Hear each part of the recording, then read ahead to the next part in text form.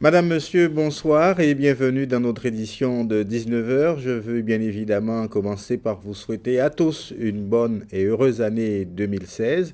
Toute l'équipe d'Alizé Guadeloupe se joint à moi pour ses vœux, mais également souhaiter que vous soyez toujours fidèles à nos rendez-vous tout au long de l'année. Ce serait d'ailleurs un signe de bonne santé. Dans l'actualité de ce 2 janvier, une journée internationale des peuples noirs plutôt discrète, voire confidentielle, pourtant reconnue par l'UNESCO, mais seulement portée en Guadeloupe par une organisation telle que le CIPN, le Comité international des peuples noirs. Cette journée s'inscrit dans la philosophie de l'afrocentrisme, faire reconnaître la singularité du destin des Noirs dans l'histoire de l'humanité. Explication Karine Gielman. Vous avez l'impression d'être un peu de nulle part, hein, alors que nous avons une histoire qui est riche, l'histoire du peuple noir, l'histoire du combat des résistants de 1802 et de toute la période esclavagiste. Et c'est vrai que si nos jeunes connaissaient cela, eh bien, ils seraient beaucoup plus forts, beaucoup plus sûrs d'eux. Une reconnaissance de son histoire pour être plus fort. Cette année, ce devoir de mémoire est autour de Martha Rose, dite Toto, la compagne méconnue de Louis Delgrès. Nous allons rendre hommage à une grande femme, ce qu'on appelle en créole en maître fédame, qui est Martha Rose, dite Toto, qui a été la compagne de Delgrès et qui s'est battue également en 1802 par rapport au rétablissement de l'esclavage prôné par Napoléon. Donc nous allons lui rendre hommage parce que c'est vrai qu'elle n'est pas très connue. On connaît beaucoup Solitude, on connaît beaucoup moins Martha Rose, dite Toto. Alors c'est vrai aussi également qu'il n'y a pas beaucoup d'éléments sur elle. Au niveau de l'histoire, c'est peut-être l'occasion de faire un appel aux jeunes historiens pour qu'ils se penchent sur cette femme. Mieux connaître son histoire pour avancer et se faire reconnaître, notamment avec un passé voisin, celui de l'histoire de Haïti. C'est important que nous sachions qu'il existe dans la Caraïbe un pays qui s'est libéré tout seul de ses fers. Un pays qui a battu une des plus grandes armées du monde de l'époque. Bon, malheureusement, cette nation a été pénalisée par le fameux impôt qu'il a dû payer pour garantir son indépendance. Mais ça nous permet de savoir que finalement notre histoire n'est pas indépendante des autres histoires de la Caraïbe. La connaissance de l'histoire de l'Afrique aussi nous permettra de connaître l'histoire de nos racines, parce que très souvent, des Guadeloupéens ont parfois tendance à nier leurs racines africaines. Et c'est important, donc quelque part, de se connaître et de s'assumer. Au Memorial Act, près de 7000 noms ont été recensés. En un clic, une remontée dans nos origines, si loin si proche, de l'autre côté de l'Atlantique. Officiellement, cette journée internationale des peuples noirs devait se tenir demain, mais pour des commodités du calendrier, les manifestations se déroulent depuis cet après-midi à Pointe-à-Pitre, entre débats et documentaires. Reportage Muriel Barlagne. À l'écran, un documentaire sur l'esclavage, un pan de l'histoire encore mal connu de trop nombreuses personnes. Une période qui éclaire pourtant notre époque. Elle expliquerait encore la situation socio-économique des descendants d'Africains dans le monde. Pour sensibiliser à ces questions, l'UNESCO a mis en place une journée internationale des peuples noirs en 1978, le premier dimanche de janvier. C'est pour la célébrer que le Comité international des peuples noirs, le CIPN, a organisé cet après-midi de commémoration. L'occasion aussi de faire découvrir une combattante de la liberté. Originaire de Sainte-Lucie, Martha Rose était la compagne de Delgrès. Ce qui est intéressant dans le cas de Martha Rose, on n'a pas la possibilité de vérifier, mais bon, c'est qu'elle est condamnée parce qu'on a estimé qu'elle avait une influence très forte sur Delgrès et que c'est elle qui a obligé Delgrès à aller jusqu'au bout de cette révolution.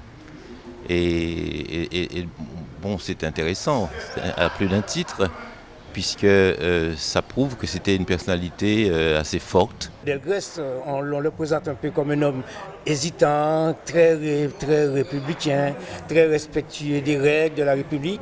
Et à un moment donné, il fallait qu'il tranche. Et à chaque fois qu'il a fallu qu'il tranche, selon ce que j'ai compris et que j'ai voulu faire passer dans la pièce de théâtre, eh bien, Martha Rose était présente. Et elle n'a pas été avec Delgrès jusqu'à la fin, en ce sens qu'elle a été blessée lors de l'évacuation du fort. Mais comme elle a été faite prisonnière par la suite, elle a été une des femmes qui a dénoncé le comportement de Riche-Pense, le comportement de Pélage précisément, et qui a réellement refusé l'esclavage. Le CIPN met à l'honneur des femmes qui se sont battues pour la liberté depuis l'année dernière. Solitude de la Guadeloupe, Dulcie September d'Afrique du Sud, Harriet Tubman des États-Unis ou Nani de la Jamaïque ont ainsi été évoquées. Des personnages forts qui sont autant de repères. Autre actualité, en ce début d'année, la présidente du conseil départemental fait la tournée des établissements et des services sociaux dont la collectivité départementale a la charge. Aujourd'hui, Josette Borel-Incertain s'est notamment rendue à un EHPAD à Morne-à-l'Eau pour y présenter ses vœux, mais surtout réaffirmer l'action du département dans ce secteur et ses projets à venir. Reportage Anne-Elisabeth Artsen. Attendue avec impatience depuis plusieurs jours par les 38 résidents de cet EHPAD, la présidente du conseil départemental a ainsi prononcé ses vœux et partagé un moment de convivialité avec les personnes âgées autour d'une galette des rois. Aujourd'hui, j'ai voulu vraiment, en choisissant cet EHPAD-là, montrer que dans un EHPAD, il y a une vie, il y a une volonté, il y a des professionnels et il y a aussi une certaine forme d'amour que l'on donne à ces personnes âgées et à ces personnes handicapées aussi, parce que nous avons aussi dans cet EHPAD des gens atteints d'Alzheimer. Pour la présidente du conseil départemental, plus qu'une mission, un engagement personnel. Choisi d'être conseillère départementale avant même d'être présidente du conseil départemental, parce que je pense qu'à un moment donné, il faut continuer à accompagner, à aider, à donner autant qu'on peut ces forces vives. Un moment très important pour Jean-Christophe Saint-Germain, le directeur de la résidence, qui a été accompagné par le conseil départemental pour cette structure qui compte 24 lits et 14 lits dédiés au pôle Alzheimer. Le conseil départemental, quand on a besoin de cette collectivité, ils répondent toujours présents. Ils sont réactifs, efficaces. Donc effectivement, on a besoin, vous savez, on a parlé il n'y a pas si longtemps que ça de la suppression du département.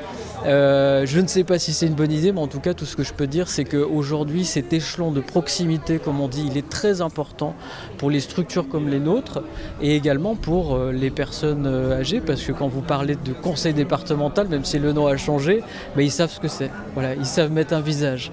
Et pour une personne qui a des troubles de la mémoire, que de dire aujourd'hui, en arrivant ce matin, est-ce que vous connaissez le nom de la présidente? Et elle vous dit Madame Borel-Incertain, je peux vous dire que c'est un bon signe.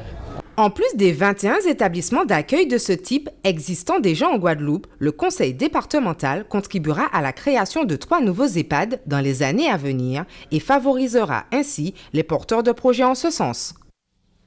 La question du jour maintenant, ou plutôt celle de cette haute saison touristique. Que deviennent les sargasses? Perdus de vue peut-être dans l'actualité, mais pas par nos nombreux visiteurs actuels. La précédente saison, rappelez-vous-en, avait été fortement impactée par l'invasion de ces algues, mais il semble aujourd'hui que leur désagrément se fasse moins sentir. Anne-Elisabeth Artsen a mené l'enquête. Bien que moins visibles sur nos plages, elles n'en demeurent pas moins présentes. Les algues sargasses font bel et bien partie du paysage, comme le constatent ces touristes. Effectivement, nous avons rencontré les sargasses, donc les îles Marie-Galante, qui étaient donc assez remplies par endroits. Nous sommes revenus ici sur la Guadeloupe. Nous venons de Saint-François, nous en avons un peu. Ici à Sainte-Anne, c'est pareil, pour ainsi dire. Donc à peu près partout où nous sommes allés, nous en avons rencontré. À peine, vraiment. À part ici, quelques anses par-ci par-là, mais très très peu, vraiment. Non, très belle plage. Comme c'est rare que je vienne à la plage, donc pour moi, il y a toujours des sargasses, quelle que soit la plage qu'on va, quel que soit l'endroit, il y a toujours des sargasses, il y a toujours du monde, ça c'est important, mais les sargasses gâchent un peu l'ambiance. Mais quand même, on arrive à en profiter. Alors quelques sargasses un petit peu partout, mais un peu quand même moins depuis quelques mois. Donc je pense que c'est en train quand même de partir. Je pense que la plupart des plages sont propres, il n'y a plus d'odeur comme au début de l'événement. Donc en espérant que ça reste ainsi, on croise les doigts et puis voilà. Eh bien écoutez, je trouve qu'en ce moment il y a beaucoup moins de sargasses qu'il y a à peu près un mois et demi. Après comme là on voit à l'entrée il y en a quand même un petit peu. Nous on est arrivé sur Basse-Terre, il n'y avait pas du tout de sargasses. Ensuite on est allé au centre, il n'y en avait pas du tout. Et c'est là sur Grande-Terre où on en voit un peu, mais on se dit que ça a dû être nettoyé pour les vacances. mais qu'en dehors de cette période-là, ça doit quand même être un problème. Brigade verte plus active ou ralentissement du phénomène, quoi qu'il en soit, la présence des algues sargasses est donc moins importante, contrairement au mois de novembre dernier où l'invasion était à son apogée. Pourvu que ça dure. Et ces sargasses nous emmènent directement à l'actualité dans notre grande région de la Caraïbe. Il sera notamment question de Cuba, qui une fois encore se distingue dans le domaine médical. Venezuela. Le tribunal suprême de justice a fait droit au recours déposé par le Parti socialiste unifié du Venezuela, le parti du président Nicolás Maduro et du défunt Hugo Chavez, mettant en cause l'élection de plusieurs candidats de la coalition de la plateforme de l'unité démocratique. Avant que le tribunal ait rendu sa décision, l'opposition a dénoncé un coup d'État judiciaire dans un message adressé à l'Organisation des Nations Unies, à l'Union européenne, à l'Organisation des États américains et au Mercosur. L'élection de 3 députés de l'opposition vénézuélienne a été suspendue mercredi 30 décembre par le tribunal. Cette décision prive au moins provisoirement la coalition de la plateforme de l'unité démocratique de la majorité qualifiée des 2/3 au Parlement, 112 sièges sur 167 qu'elle avait remportés lors des législatives du 6 décembre. Celle-ci donne au camp politique qui la détient de larges prérogatives, dont celle de convoquer un référendum, de mettre en place une assemblée constituante, voire d'entraîner par une réduction de la durée de son mandat le départ anticipé du président. En tout état de cause, l'opposition a annoncé que ces 112 députés prendraient leurs fonctions le 5 janvier, comme prévu, malgré la suspension. Cuba est devenu le premier pays au monde à recevoir la validation de l'Organisation mondiale de la santé, l'OMS, pour l'élimination de la transmission de la mère à l'enfant du VIH et de la syphilis. L'élimination de la transmission d'un virus est l'une des plus grandes réussites de santé publique, a déclaré le docteur Margaret Chan, directeur général. Ceci est une victoire majeure dans notre longue lutte contre le VIH et les infections sexuellement transmissibles et une étape importante vers une génération sans sida. C'est une reconnaissance pour Cuba et une fête pour les enfants et les familles partout dans le monde.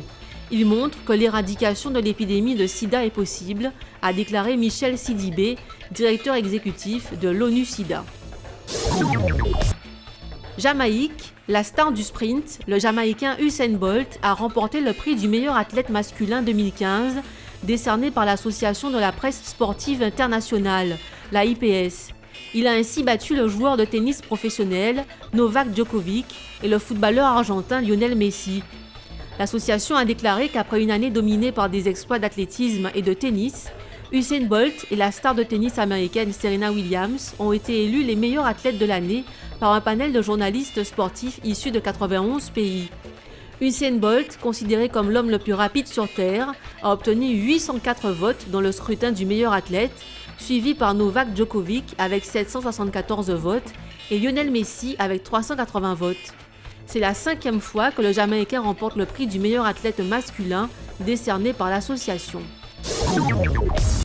Et pour être complet sur l'information dans notre région, je vous livre celle-ci. En bref, le président Michel Martelly en Haïti a annoncé la tenue du 2e tour de l'élection présidentielle le 17 janvier prochain. Je vous rappelle que le 2e tour de ces élections était initialement prévu le 27 décembre dernier et avait été renvoyé par le Conseil électoral provisoire, une information sur laquelle nous reviendrons dans nos éditions de demain.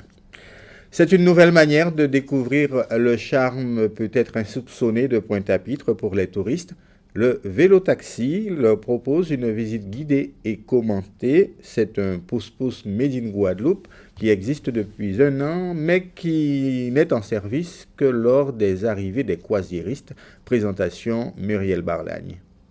J'essaie de dire bonjour et de proposer un petit tour dans la ville dans plusieurs langues. Aujourd'hui, c'est jour de bateau. Les vélotaxis sont de sortie.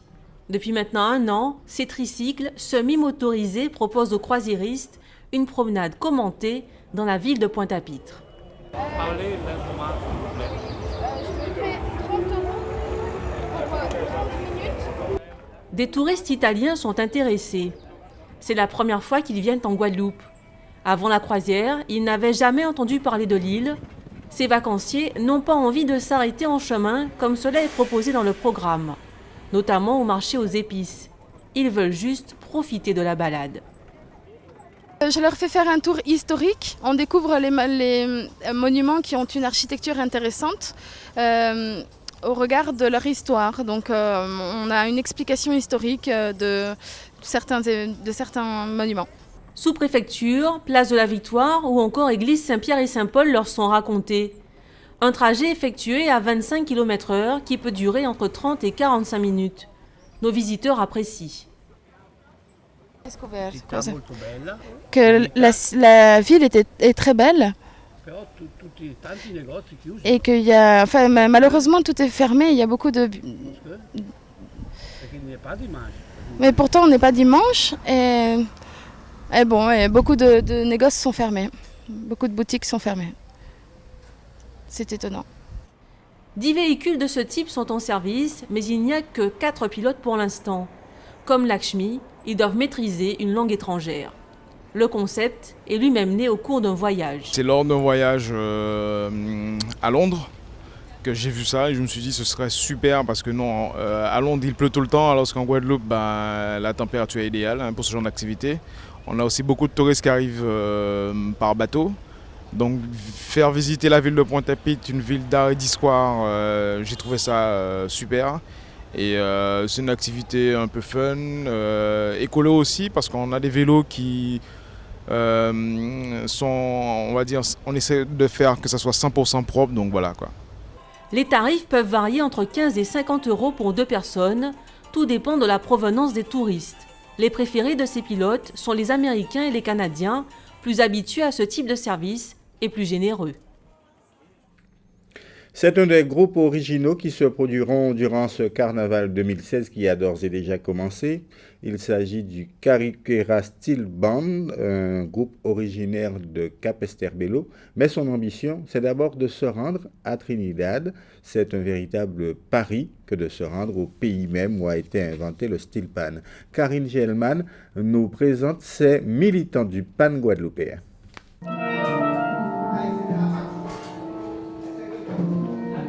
Quelques notes suffisent pour nous envoûter. Le steel pan, l'instrument utilisé par les steel bands, est né à Trinidad à partir des barils de pétrole.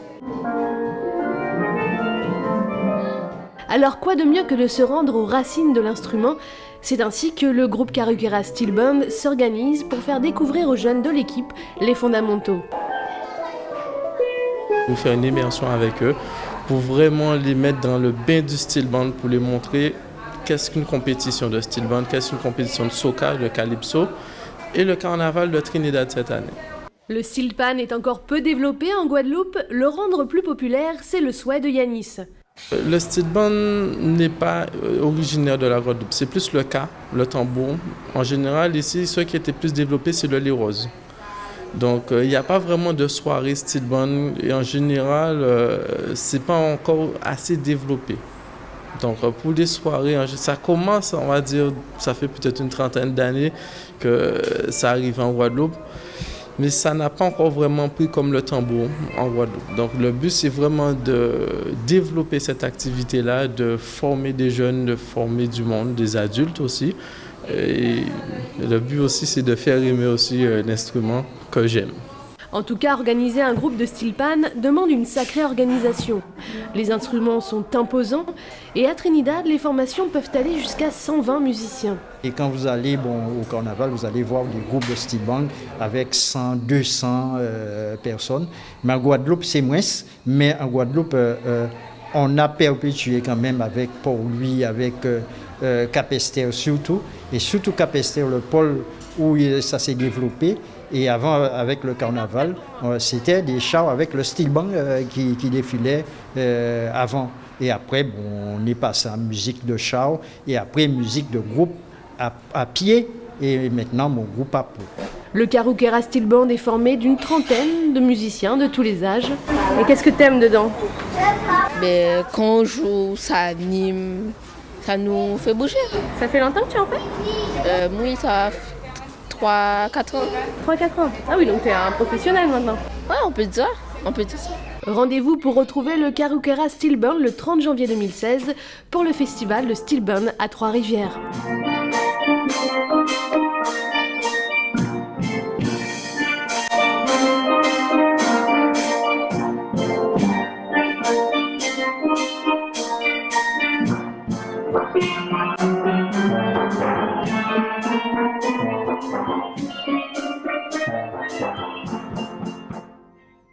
Voilà, le rendez-vous est donc pris pour la fin de ce mois. Avant de nous séparer, je vous livre les nouvelles du temps qu'il fera demain.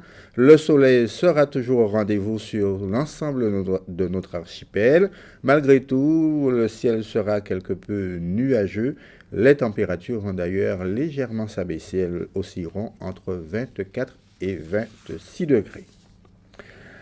Au programme ce soir sur Alizé, dans un instant, notre rubrique Innovation, concoctée par Karine Gielman, que vous venez d'entendre, suivie de l'agenda d'Alizé, du journal de TF1, des pronostics hippiques de Prévert Mayengo. Et ce soir, notre divertissement, ce sera Danse avec les stars. Je vous donne, quant à moi, rendez-vous demain, 12h30, pour notre premier rendez-vous avec l'actualité régionale. Je vous souhaite une excellente soirée sur Alizé.